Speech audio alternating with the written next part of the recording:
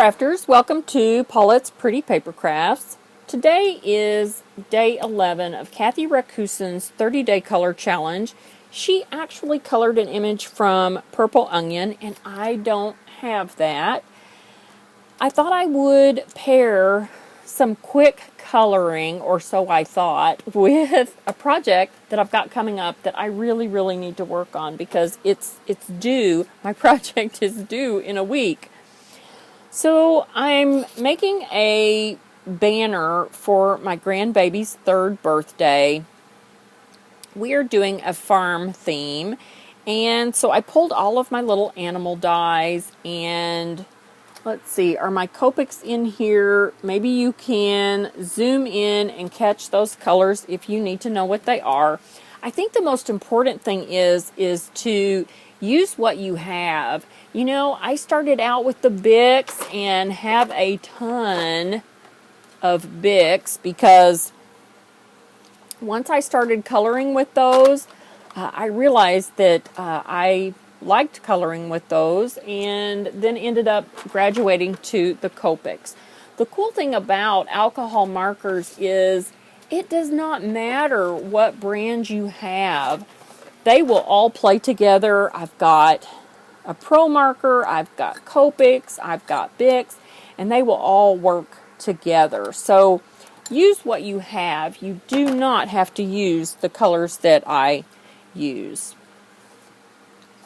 And that's one of the things I love about Kathy's 30-day color challenge is that it's just time to color, time to play, and have some fun. So I've got this large Sizzix Pro die that is this beautiful banner. It's a 2-piece, cuts that beautiful kind of scalloped piece, and then this straight piece that nests inside there.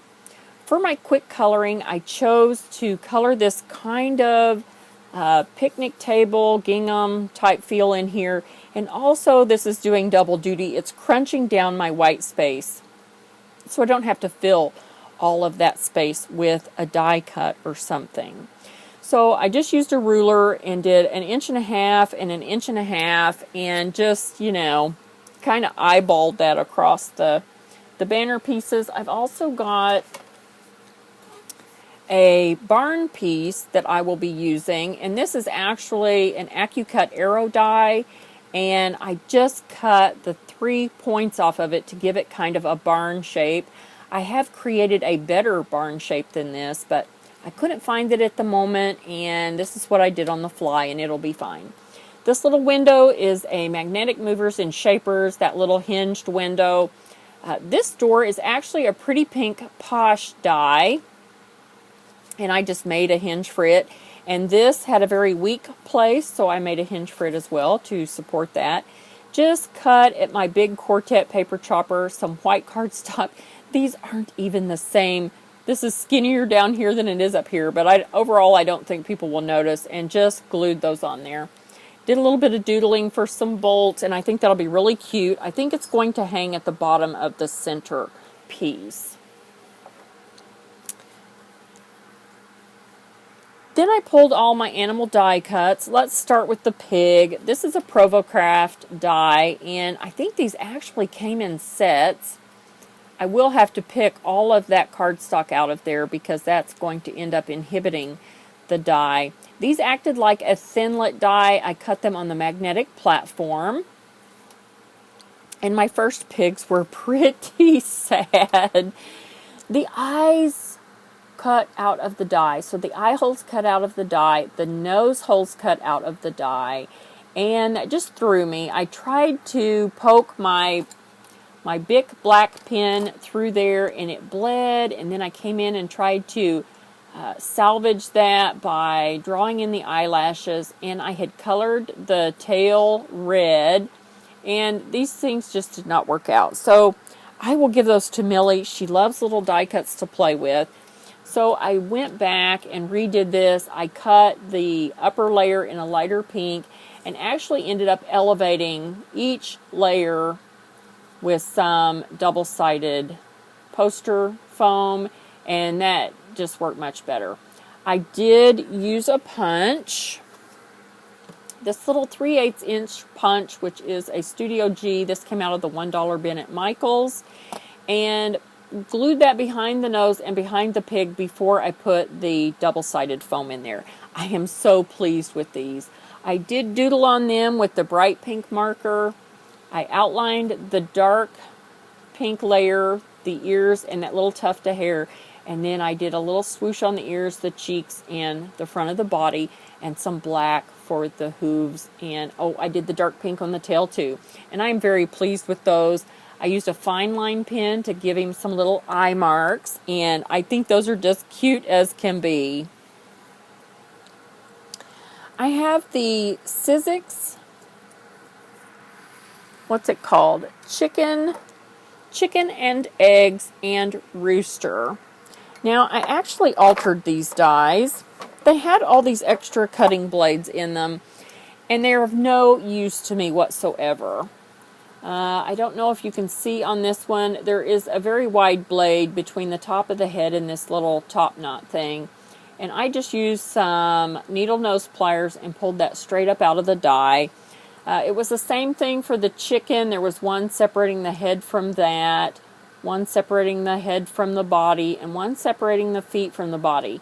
I left the one in the beak here separating the face from the beak and this little thing because it seemed to have enough cardstock on there that it's not getting floppy. What happened was when I die cut these, I don't know what I was doing, but I had accidentally bumped the head and the head fell down and it was just hanging there, and that was absolutely of no use to me. So I went ahead and took those blades out. So I really need to go and find the box to all of these little things and put these little cards inside here with the dies. So I kind of have an idea. I had to go and find this because I didn't know where all these little pieces went. I thought that I knew that that shape was the beak and that was the waddle, and it was, but I do better if I have something to look at.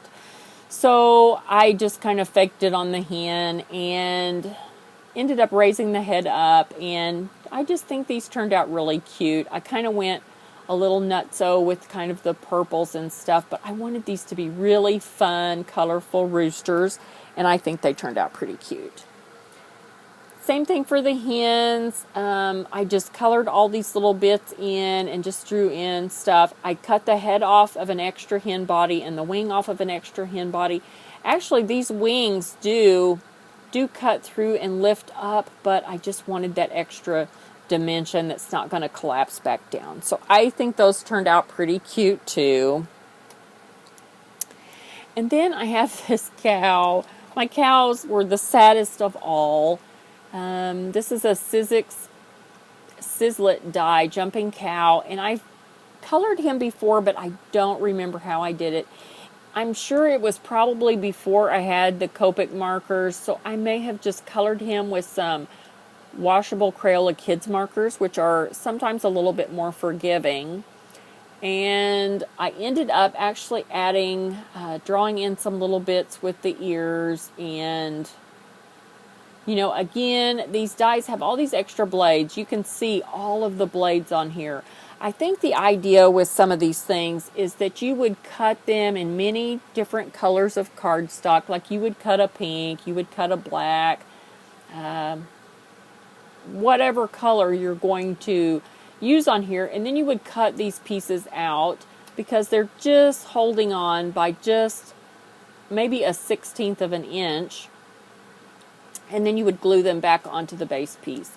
For one, to me, that is just an incredible waste of cardstock. And maybe they're not, maybe I'm not thinking accurately. Maybe they're just maybe you're just supposed to fluff these pieces up and they're supposed to give dimension to the dies. I don't know.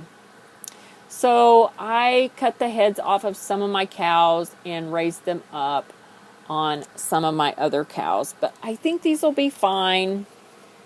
I'm going to use the serif essential letters, which are these 2x2 capital letters, to spell Millie's name, and I think these things will just stand on top of her name is what I'm thinking. And I may stamp celebrate and birthday and different things across up in here in the top. Or I was thinking farm. If I spelled farm, I don't know. Stuff just evolves. As I create it, it evolves. Just like the pigs evolved and they turned into something wonderful. And so we'll just see how it goes. The chicken does have an egg. I just happened to have purchased this new stamp set by Lawn Fawn that is called Baked with Love. And it has this very nice little egg. And so I used that to stamp on the egg die cut from the chicken die. And it doesn't fit in there perfectly, but it's pretty darn close, and I like it. So I've colored those with a couple of brown markers, and I think they just turned out pretty cute. So be sure and go to Kathy's blog. Check out the 30-day color challenge. It is all about having fun. It's no pressure, no stress. One thing that I should mention that I didn't understand at the beginning is if you're going to share your project, you need to post that to day one. The end links on day one. Everything that people create is getting posted to the end links on day one. Here is, I die cut these little things that I shared from day 8. That was some fast faux watercoloring with the Crayola washable markers. And I just pulled out some nested die sets and just, messed around a little bit to see what would fit around the images. And I really like the way those turned out. And so, really fun. This is the Lawn Fawn Stitched Journaling Card die. This is the Sizzix and Stampin'UP Ovals set, and this was a Spellbinders Standard Circles set. So, as usual, if you guys have any questions, be sure and let me know, and most of all, have fun coloring.